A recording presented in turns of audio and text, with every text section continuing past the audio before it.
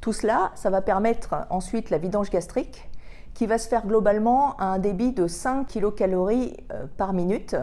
C'est-à-dire que plus vous mangez un repas riche en calories, plus la vidange gastrique va être lente. La vidange gastrique va se faire dans un ordre, d'abord les liquides, puis les solides, puis les lipides en dernier. Donc vous voyez ici le contenu alimentaire où tout est plus ou moins brassé. Dans une première phase, il va y avoir une solubilisation des protéines et des glucides dans le liquide gastrique avec les graisses qui vont surnager en surface. Et la partie eau plus glucides et protéines va être évacuée. Quand on a de l'eau sans calories, l'évacuation est encore plus rapide.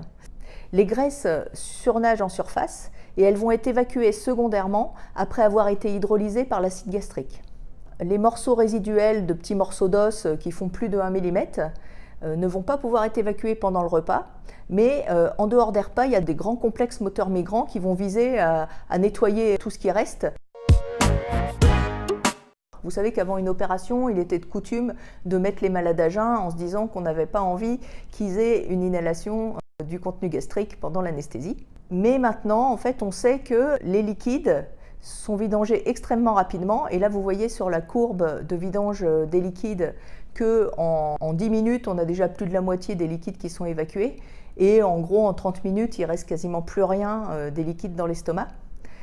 Tandis que les solides, il y a une disparition linéaire des solides de l'estomac qui va dépendre de la charge énergétique et qui va être beaucoup plus longue, en moyenne 3 heures pour un repas normal. On recommande un jeûne préopératoire qui est de 6 heures pour les solides, mais seulement 2 heures pour les liquides, ce qui permet en fait d'opérer les gens dans des conditions qui sont plus confortables pour eux. Juste un petit mot sur le trou normand, puisqu'on est en Normandie.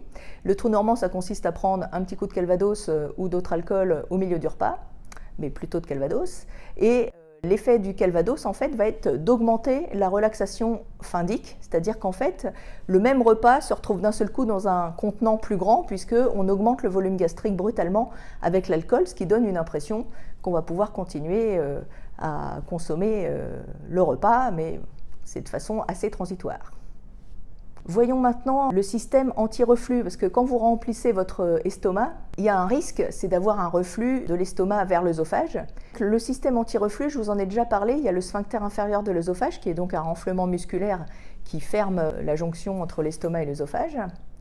Il y a également le muscle diaphragmatique qui enserre l'œsophage et qui va donc renforcer la jonction entre l'estomac et l'œsophage. Il y a également l'action de la portion intra-abdominale de l'œsophage, c'est-à-dire qu'en fait, quand vous augmentez la pression intragastrique, par exemple, vous contractez les abdominaux, ça exerce une pression dans l'estomac et ça risquerait de faire refluer.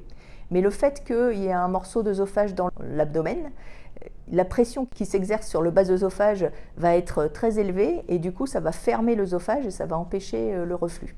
Et puis enfin, il y a l'angle de His. En fait, cette angulation, elle s'accentue quand on mange et ça va créer une espèce de valve qui va empêcher le reflux.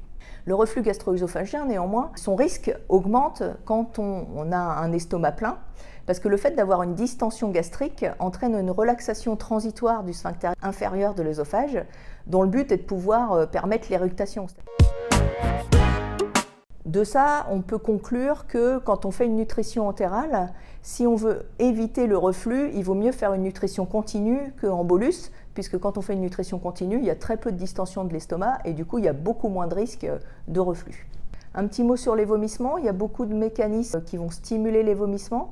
Ça peut être le tube digestif qui est le plus classique. Dès qu'on a une distension du tube digestif, ça va stimuler le centre du vomissement qui est au niveau du cerveau, une zone qu'on appelle la zone chémoréceptrice du vomissement. Mais il y a d'autres stimuli comme toutes les douleurs violentes, des actions centrales, des médicaments comme les chimiothérapies ou la morphine. Lorsque le centre du vomissement est stimulé, ça va entraîner d'une part des contractions réflexes abdominales, une fermeture du pylore et des contractions rétrogrades de l'estomac, c'est-à-dire dans le sens contraire à la contraction physiologique, avec une ouverture du cardia, de la jonction œsogastrique, et enfin une contraction du diaphragme, mais c'est ça qui va faire que tous les aliments vont être poussés vers le haut, vers la bouche. les liquides sont vidangés très rapidement et c'est pour ça que ce n'est pas la peine de mettre les malades à jeun très longtemps avant un examen, une fibroscopie ou une chirurgie. Et d'autre part, le reflux gastro-œsophagien est quelque chose de fréquent, mais avec plusieurs mécanismes qui concourent à le limiter. Mais un des éléments clés, ça va être la distension gastrique, et c'est pour ça que quand on parle de nutrition entérale, il va falloir en tenir compte chez les malades à risque. Il va vraiment falloir faire une nutrition en mode continu pour éviter des gros volumes dans l'estomac.